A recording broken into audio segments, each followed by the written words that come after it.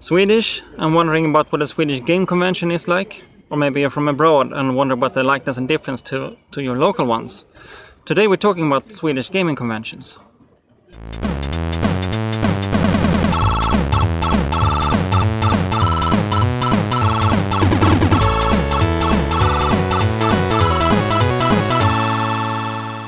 Hi, I'm Jon, and in this channel we're serious about games and play.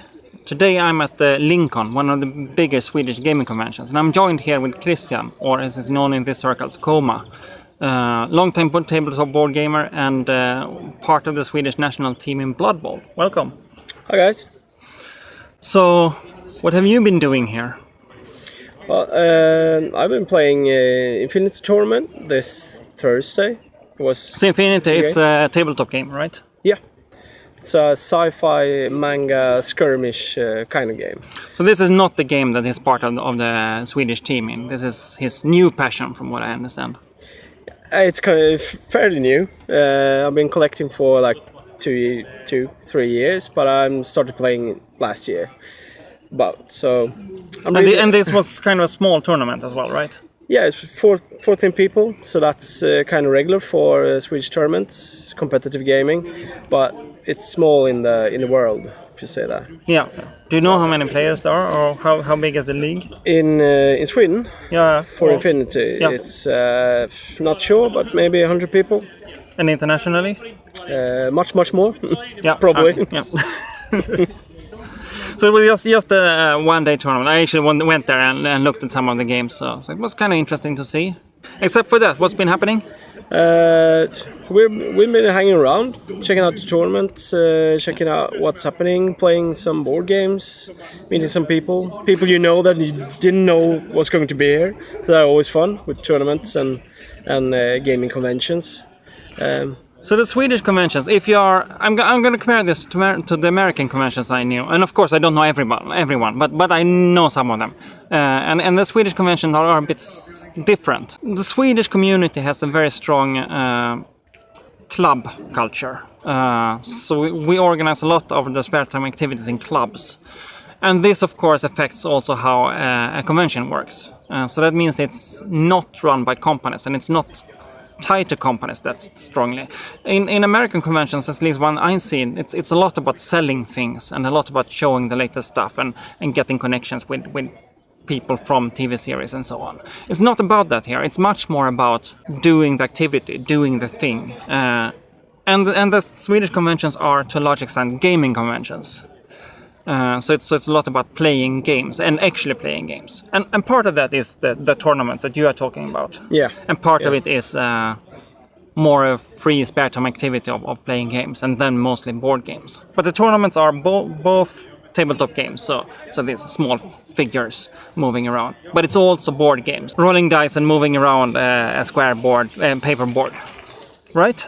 Yeah. Is that the fair description of the Swedish conventions? Yeah, I think so. It's that's the big gist of it. So then you can go to how small the description you want. But and then of course there are companies as well here. There are a couple of stores selling stuff and so on. Yeah. Quite good ones actually. Yeah. And not that much cosplay. No, I haven't seen anything, I think. No. And I know that's a big part of at least the American scene is cosplay, and from my understanding, as I said, my kind of limited understanding, if you are American and know more about this, please comment below and tell us about the American conventions or the other places. How are your conventions? What is similar? What is different? So we are here playing games mostly, and we've been playing a couple of games as well, right? Yeah, we did. A small. Do you remember the name of the game from yesterday? No. It was a two-player backgammon-like game with an Asian dragon theme. Asian dragon themed, yeah. Really nice. Took I love forever. We were quite matched. Yeah, competitive gamers often go that route. That's him. That's not me. All right, you more funny games. Yeah, I'm much more fun in games. I honestly I don't understand this thing about competitive gaming, and actually we're going to talk about that later in a later video. So I will Stay tuned, guys. Once that is up, I will link it in the above here. Yeah. Other things that are common in Swedish gaming conventions, strange things that usually show up is the tea bar. Oh yeah. And I don't know how this happened, but for a long time, like for many years, there's been a group coming here serving tea because people need tea, right? You can't really live without tea. He's a coffee drinker. I like tea as well, but I am the tea drinker. But they serve really good tea, and that's all they do. And it's completely free. It's kind of included in the ticket, and they just go here and serve tea. I love it. And the other thing is... and it's good tea as well. It's really good tea. Yeah. It's not those boring tea bags. It's good tea. And the other thing that I love, if we're gonna talk the kind of competitive gaming that I do, it's the auction. There's usually an auction of old games, and since I'm a bit of a collector, I do like to go there as well. I just bought one this year. I want to tell everyone that I'm a bit of a collector. You are much more than that. It's Nah. In my perspective, Yeah. of course. So I think I am. Yeah. Well, we sat through the whole auction. I think sometime we should look at my board game collection, and I'm thinking about doing a video about that as well, just to kind of go through it and talk about how you think about games when you the joy of owning games. But that's for the future. I don't know when I have the time for that one, because it's going to be quite a long video. Yeah. I'm interested in it. Yeah. but we sat through the whole auction. Yeah, we did. Yeah. And it was fun. Yeah. It's really fun to just... There's something to this. You find these old artifacts, more or less, and see who is interested and why are they interested. And yeah, it's really nice. And the crazy bidding. Yeah. It's like, oh, that much for that old timer. Sometimes you really realize that there are things that's obviously someone likes that you don't understand why they like. Yeah, or why they just have to have it. They like obviously that. know It's something we don't. Yeah. But I've been doing a couple of those myself, Yeah. I must admit. I did a couple of bits, but everything was like, no, it was much more than I was willing to go. But it was crazy this year. Nevertheless, it was fun. Yeah. So, but you got one game. One game, Was it, one game. Porto?